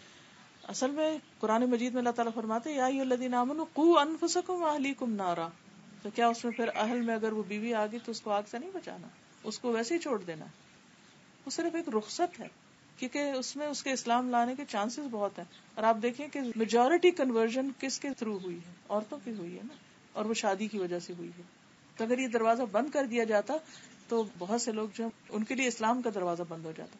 وہاں ایک اور مصلحت ہے، لیکن دین کو ایز اے ہول نہیں، صرف ایک پارٹ کو نہیں، ایک جز کو نہیں. سادہ یہ امر بن معروف و نہی عن منکر کو کرنے والے لوگ، جیسے میں یہ سمجھتی ہوں کہ جب آج کل نا بڑا مشکل ہو گیا کسی کو روکنا، کسی کو بتانا، ہمیں اپنی پریسٹیج یا اپنی انا سامنے آ جاتی. تو کس طرح سے روکا جائے لوگوں کو یا بتایا جائے زیادہ سے زیادہ؟ آپ کس طرح اس پہ روشنی ڈال دیں؟ دیکھیے بتانے کے لیے پہلے تو خیر خواہی بہت ضروری ہے، اور ہمیں ہر مسلمان کی خیر خواہی کا حکم دیا گیا ہے، الدین والنصیحہ. تو ہر ایک سے خیر خواہی. جب آپ کسی کو دیکھتے ہیں کہ وہ جا رہا ہے کسی ہلاکت کے گڑھے میں تو کیا آپ اس کو روکیں گے نہیں؟ کوئی شخص غلط کر رہا ہے تو کیا آپ اس کو پکڑیں گے نہیں؟ دنیا میں اگر کوئی کسی ڈچ میں جانے والا ہو تو ہم کھینچ کے بھی پکڑیں گے، چیخ کے بھی پکڑیں گے. اور یہ نہیں سوچیں گے برا مان رہا ہے. جہنم کا گڑھا اس سے بڑا ہے. جب اس طرف کوئی جا رہا تو ہمیں کیوں نہیں دکھائی دیتا وہ؟ جب اینڈ اس کا نظر آئے گا نا ہم کو کہ وہ کہاں پہنچنے والا ہے, تو ہم چیخ اٹھیں گے یا اللہ ایسے کیسے چھوڑ دوں. نہیں چھوڑ سکتے ان کو ایسے. پیار سے مانے, ڈانٹ کے مانے, کچھ بھی کریں, ان کو روکنا ہے. پھر انشاءاللہ اللہ تعالیٰ رستے بھی سکھا دے گا اور آسان بھی کر دے گا. اور کوئی کام کرنے سے آتا ہے, کرتے کرتے تجربہ ہو جاتا ہے, کیونکہ ہم نے کبھی کیا نہیں ہوتا تو اس لیے شروع میں غلطیاں بہت ہوتی ہیں, پھر سیکھ جاتا ہے انسان. لیکن یہ سوچنا ضروری ہے کہ یہ کرنا لازم ہے. جی آپ نے ایک بات کہی تھی کہ جب ہم دعا مانگے تو بالکل دو ٹوک ہو یا واضح ہو, کہ ایسا نہ ہو کہ اللہ تو چاہے تو دے دے اور تو نہ چاہے تو دے دے. لیکن بعض دفعہ ایسی آزمائش یا بیماری ہوتی ہے کہ انسان سوچتا ہے پتہ نہیں اس میں میرے لیے کوئی خیر چھپی ہو. تو ایسے میں اگر ہم یہ دعا کریں کہ یا اللہ اس میں اگر ہمارے لیے خیر چھپی ہے تو ہمیں صبر دے. نہیں, بیماری ہے تو علاج کرانا بھی لازم ہے اور شفا کی دعا بھی کرنی چاہیے. یہ نہیں کہنا چاہیے کہ کیا پتا بیماری اچھی تو اس لیے رہے نا. آپ مانگیں, پھر اللہ کو پتا ہے کہ آپ کو کیا دینا اور کیا نہیں, کیونکہ وہ ہم سے زیادہ ہمارے حق میں بہتر فیصلہ کرتا ہے. عسیٰ ان تحبوا شیئا وہو شر لکم وعسیٰ ان تکرہوا شیئا وہو خیر لکم. جی زانی عورت, ٹیکس کلیکٹر, یہ ظلم کے ساتھ جو لوگوں سے ان کے مال کا حصہ لیتے ہیں, وہ تو ایک اوور آل عوام کے اوپر جیسے ہو رہا ہے. لیکن بعض اوقات یہ صورت ہوتی ہے کہ وہ انڈیویجول کی پاکٹ میں چلا جاتا ہے, اٹ ڈزنٹ کم بیک. جی اس طرح کے جو نماز کے بعد ہاتھ اٹھاتے اٹس سارٹ آف اے بدعت, دعا جو مانگتے ہیں ہر نماز کے بعد. جی لازم نہیں کرنا چاہیے, آپ کر بھی لیں نہ کرے, لیکن بعض کہتے ہیں کہ نہیں ہاتھ اٹھا کر ہی مانگے نماز کے بعد. وہ ایٹلیسٹ ذکر بھی نہیں کرتے, اسٹریٹ اوے دعا بالکل بس کرنی. جی تو اس میں یہ ہے کہ لازم نہیں کہ ہاتھ اٹھائیں, ویسے بھی کر سکتے ہیں. But if you feel the need کبھی اب نماز کا ایکسٹرا بیٹھے کر لیں, کوئی حرج نہیں, بس اسے فرض نہ بنائیں, فرض کا درجہ ہے. مگر کافی ساری دعائیں جو ہے نماز کے اندر ہی مانگ لے سلام پھیرنے سے پہلے, یہ بھی کہتے ہیں وہ ٹھیک ہے, لیکن نماز کے بعد چونکہ حدیث میں واضح الفاظ میں آتا ہے کہ فرض کے بعد دعا قبول ہوتی ہے, تو چاہے اندر مانگے ہو بعد میں بھی مانگے, کیونکہ وہ قبولیت کا وقت ہے. اور یہ سجدے میں جو دعا مانگتے ہیں تو یہ جو ہے سنت کی دعا مانگیں کہ اپنی زبان سے بھی عربی میں مانگے, عربی میں مانگے. فرض نماز میں تو آپ وہی مسنون ہی مانگے, لیکن نفل وغیرہ پڑھے تو دوسری بھی مانگ سکتے. اس میں یہ ہے کہ انسان یا حی یا قیوم برحمتک استغیث اگر مانگتا رہے تو اللہ کی رحمت آ جائے گی, کہ لمبی چوڑی اور سب کچھ کور ہو جائے گا, سب کچھ اللہ کی رحمت آ گئی, ہر مسئلہ حل ہو جائے گا. تو مختصر اپنی اردو وغیرہ انگلش میں نہیں مانگے, نماز کے سجدے میں نہیں, کیونکہ نماز ایک فارمل عبادت ہے نا, تو فارمل میں فارمل لینگویج ہی چلے گی. کچھ لوگ ہوتے ہیں جیسے میں کسی ایک کو جانتی ہوں, ان کو مطلب ایسے ہیں جو اپنے ہسبینڈ اینڈ وائف کے پرابلمز ہیں, اب ان کی وہ پرابلمز اتنے زیادہ, اب ان کو جتنا بھی کہیں کہ آپ اللہ سے دعا کریں, آپ اللہ سے مانگیں, لیکن وہ پھر بھی اتنے انسیٹسفائڈ ہوتے ہیں, یا تو وہ دین کے قریب نہیں ہوتے, یا ان کا اللہ سے وہ بانڈنگ نہیں ہو رہی ہوتی, پھر وہ ایک ایک کو فون کریں گے کہ میرے ساتھ اب یہ پرابلم ہے, اب یہ پرابلم ہے. آپ ان کو کیسے سمجھائیں کہ بھائی آپ ان پہ شرط لگا دیں کہ آئندہ مجھے فون کرنے سے پہلے 2 نفل پڑھ کے دعا کر کے مجھے سے بات کرنا ہے. یس, کیونکہ اصل میں خرابی یہاں ہوتی ہے کہ ہم ہر وقت اپنے جو دل میں پریشانی وہ لوگوں سے شیئر کرتے رہتے ہیں, اور کرا کے پھر مطمئن ہو جاتے ہیں, وہ اندر ابال آتا ہے وہ نکال دیتے ہیں, اور اللہ کی طرف رجوع نہیں کرتے. کیونکہ اگر اس وقت کو بھی اللہ سے مانگنے میں لگائیں تو ایک تو مسئلہ حل ہو, اور دوسرا یہ کہ لوگوں کو پریشان نہ کریں. جی ہاں, بچے بیچارے نماز تو الحمدللہ پڑھ لیتے ہیں, لیکن فجر پہ نہیں اٹھا جاتا. کس حد ان کی, کیونکہ وہ 1 گھنٹے کا رونا مچ جاتا ہے کہ اٹھتے نہیں. اس وقت نہیں رونا, وہ 1 دن پہلے رونا ہے ان کے سامنے بیٹھ کے. دیکھیے 2-3 چیزیں ہیں کہ ایک تو ریزن جانے, کوئی بھی مسئلہ پیش آئے ریزن جانے کہ مسئلہ کیوں پیش آ رہا ہے, ٹھیک ہے نا. مثلا اگر یہاں اس وقت پانی ہو تو آپ کیا کریں گے, یہاں پانی اگر آ جائے کیا سوچیں گے, کہاں سے آئے, کدھر سے آ رہا ہے, وہ اچھا وہاں سے آ رہا ہے, پھر آپ بھاگیں گے اس کو بند کرنے کے لیے, پھر آپ وہاں سے ہٹ جائیں. صرف وہاں سے ہٹنا کافی نہیں, اس کو بند کرنا بھی ضروری ہے. تو جب تک پیچھے سے وہ ریزن نہیں بند ہوگی تو صبح نہیں اٹھیں گے. کیوں, لیٹ سوتے ہیں, کیوں, احساس نہیں ہے, سزا نہیں پتا, اور صرف یہ حدیث اگر صحیح شعور کے ساتھ بٹھا کے بتا دی جائے کہ جو فجر کی نماز قضا کرتا ہے وہ اللہ کی حفاظت سے نکل جاتا ہے، اللہ اس کا ضامن نہیں ہے، پھر وہ کس مصیبت میں پڑتا ہے. دوسری بات یہ کہ مجھے جو چیز بہت فائدہ دی تھی، میں نے اپنے بیٹے سے کہا تھا کہ تم نیت کر لو کہ مجھے اٹھنا ہے، تو دیکھو اللہ آسان کرے گا، اور الحمدللہ اس کو اس سے فائدہ ہوا. پھر یہ ہے کہ آہستہ آہستہ اس پہ لائے کہ خود اٹھنا ہے، ٹیک ریسپانسبلٹی.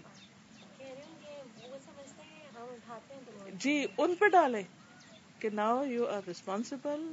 جب مثلا 15 سال کے ہو جائے، 16 کے ہو جائے، یعنی 17 کے ہو جائے، انہوں نے کہا کہ بس تمہارا معاملہ اللہ کا معاملہ. کان رکھے الارم بج رہا ہے یا نہیں. ہم اٹھ جاتے ہیں الارم سے. ہاں یہ ہوتا ہے واقعی، آج میرے ساتھ یہی ہوا، اس کے الارم سے میری آنکھ کھلی. تو یہ ہوتا ہے، لیکن یہ کہ پھر جب الارم بند ہو تو بھی ذرا سا کان ضرور رکھے کہ واش روم کی لائٹ آن ہوئی ہے کہ نہیں ہوئی، پانی گر رہا ہے کہ نہیں. اگر ہو تو بس بے فکر ہو جائے، یا ایک آواز دے دیں کہ جواب آ گیا تو ٹھیک ہے، لیکن سلولی اینڈ گریجولی. مگر سب سے پہلے آپ کا کنونس ہونا بہت ضروری ہے کہ یہ تو کرا کے چھوڑنا ہے. اللہ سے دعا بھی کرے کہ اللہ ان کے لیے آسانی کر دے. کوشش دعا، اور ان کو اس وقت کچھ نہیں کہنا، الگ بیٹھ کے سمجھانا ہے. اور ایک وقت میں ساری باتیں نہیں سمجھانی، ایک وقت میں ایک بات، جب وہ ہو جائے پھر دوسری، جب وہ ہو جائے پھر تیسری. ہم جلدی چاہتے ہیں لیکن وہ جلدی کر نہیں سکتے. جوان اولاد کے لیے الگ طریقہ. اور پھر یہ کہ پھر اگلے سٹیپ پہ مسجد، فجر میں مسجد، ساری نمازیں مسجد میں ہو جائیں گی. فجر بہت مشکل ہے، یہ آخری چیز آئے گی. ریئلائزیشن، ان کے اندر ریئلائزیشن ہوگی تو آپ کی ذمہ داری ختم ہوگی. وہ پیدا کرنے کی کوشش کریں، روٹ کاز جانے انشاءاللہ. اور سب سے بڑی بات یہ کہ دعا سب سے زیادہ فائدہ مند ہے. اور ماں کی دعا اور باپ کی دعا اپنے ہسبینڈ سے کہیے. میں اپنے ہسبینڈ سے کہتی ہوں جب کوئی مشکل ہوتی ہے، میں کہتی ہوں، حدیث میں آتا ہے باپ کی دعا بچے کے حق میں، اس کا نہیں کہ ماں کے نہیں قبول ہوگی، لیکن یہ کہ مائیں تو ہر وقت ہی کرتی رہتی ہیں نا. باپ جب کرتے ہیں تو واقعی سیریس ہو کے کرتے ہیں نا. تو وہ پھر ان کو کہیں کہ آپ دعا کریں، اس چیز کے بارے میں دعا کریں. اور اگر وہ ریسپانسبلٹی لے لینا ایک دفعہ تو پھر ہماری بہت سی مشکل آسان ہو جائے. دعا ہی تو ٹھیک کرے گی ان کو. ہم نہیں ہدایت دیتے، اللہ دیتا ہے.